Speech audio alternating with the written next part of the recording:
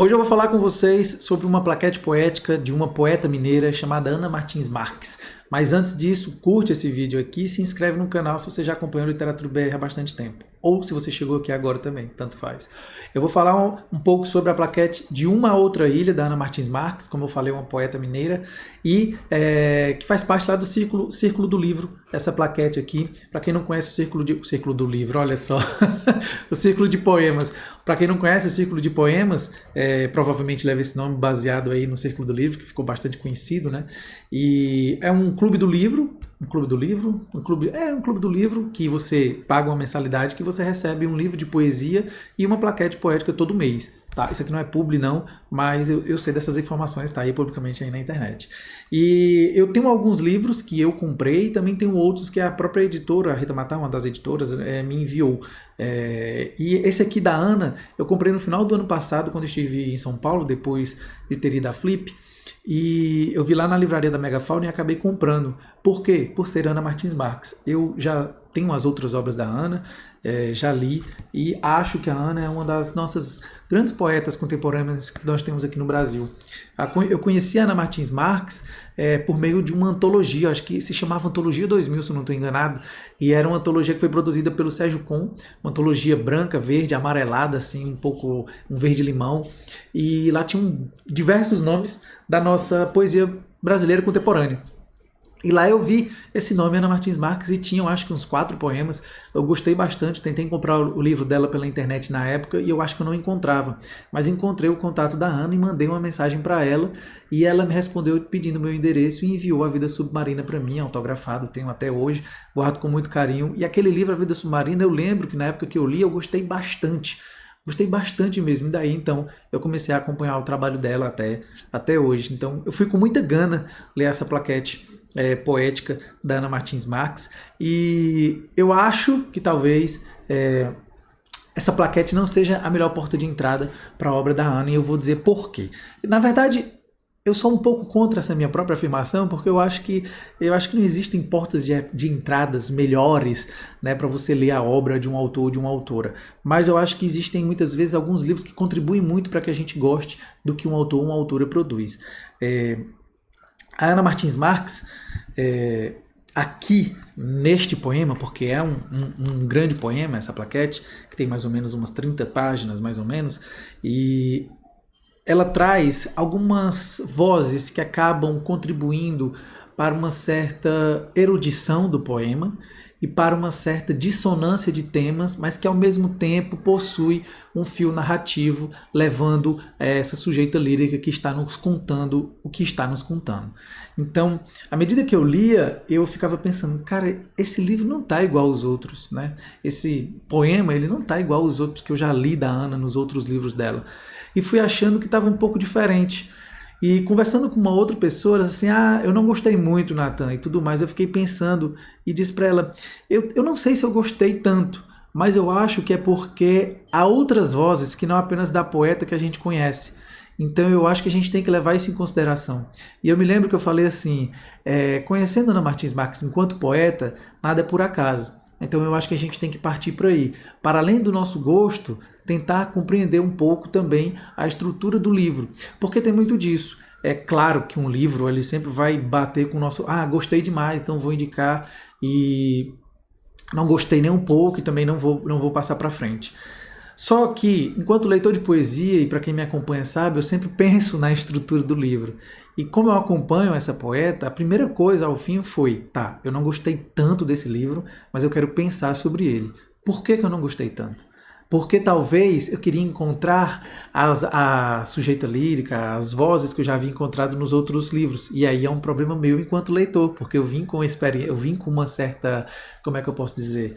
Eu vim com uma carga de expectativa que não encontrei no livro. Mas ao mesmo tempo eu parei para pensar enquanto crítico, no sentido de observar o livro, como que ele se estrutura, né? Ele é estruturado por diversos mini-poemas, eu vou chamar assim, que são divididos, que são separados por asteriscos. Então nós vamos tendo aí mudanças de vozes, mudanças de tonalidades de vozes, e vamos tendo também mudanças de temas. Então, ela avança e retrocede diante de alguns temas, como o tema das imigrações, como o tema de falar sobre a SAF, como o tema de falar sobre diversas questões que envolvem, por exemplo, a imigração, o sofrimento dessas pessoas que acabam por imigrar, e até mesmo também, em alguns momentos, ela fala até do próprio poema, né? Uma questão metalinguística e metapoética. E quando eu digo ela, eu não digo a Ana, eu digo a sujeita lírica que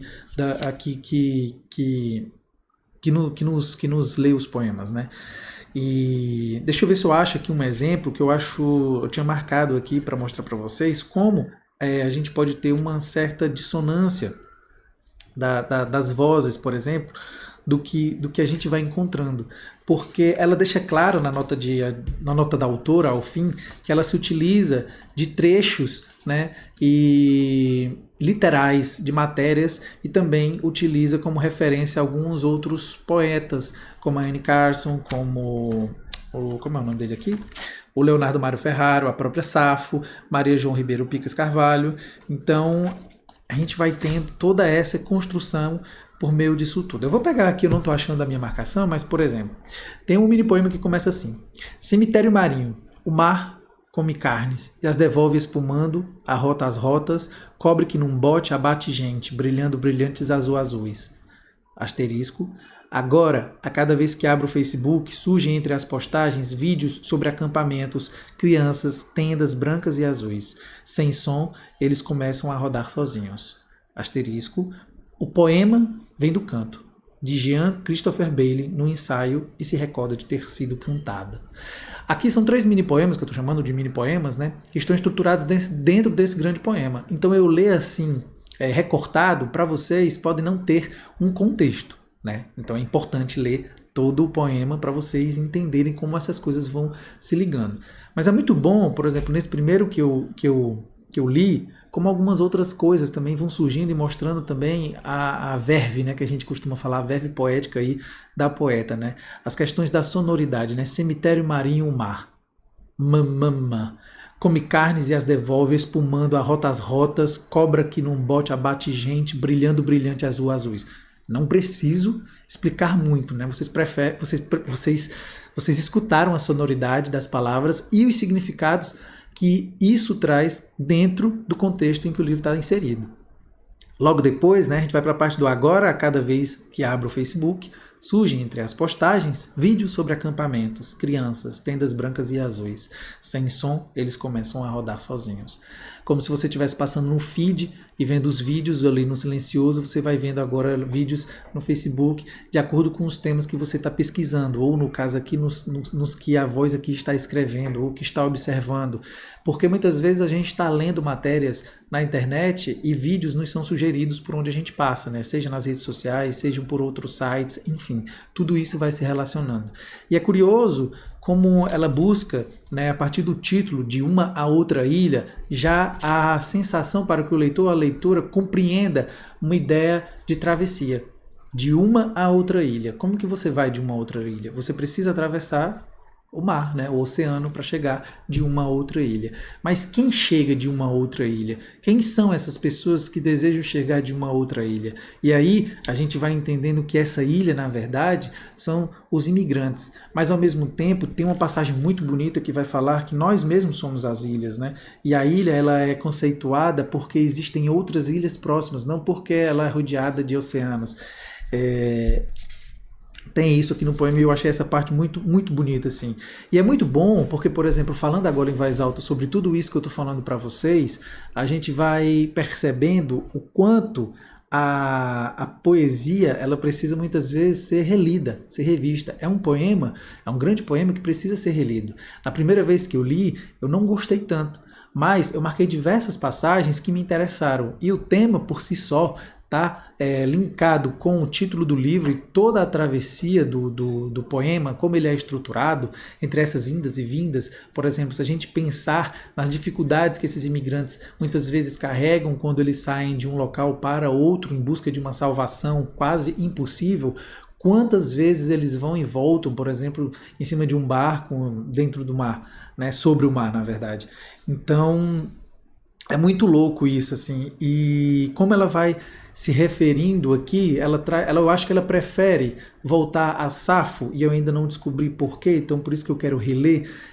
Eu acho que essa volta ao passado, ela busca a presença da Safo, né? Porque a Safo também residia em uma ilha. E aí, em meio a essas questões de imigrantes de uma outra ilha. A gente vai vendo poemas, não apócrifos, mas poemas que estavam perdidos, digamos assim, né, da poeta Safo e que vão sendo encontrados em locais diferentes, provavelmente em ilhas diferentes. Né? Então, eu gostei muito de falar em voz alta sobre isso, por isso que eu gosto de conversar sobre livro de poesia com outras pessoas, e é tão difícil conversar sobre livro de poesia, porque as pessoas têm medo de ler livros de poesia, as pessoas dizem que não sabem ler. Eu não acredito muito nisso. A gente precisa ler mais livros de poesia. Então, assim como outras coisas, mas é sempre bom falar em voz alta porque a gente vai repensando e vai revendo e vai começando a gostar do livro. Em alguns casos, por exemplo, nesse momento eu estou pensando em voz alta pela primeira vez e eu estou agora gostando um pouco mais do livro do que eu gostava depois da primeira leitura. Provavelmente, quando eu fizer a minha segunda leitura, eu vou encontrar coisas que não encontrei na primeira e que vou achar as belezas aí para essa travessia do poema. Eu acho que eu achei aqui... Não achei não.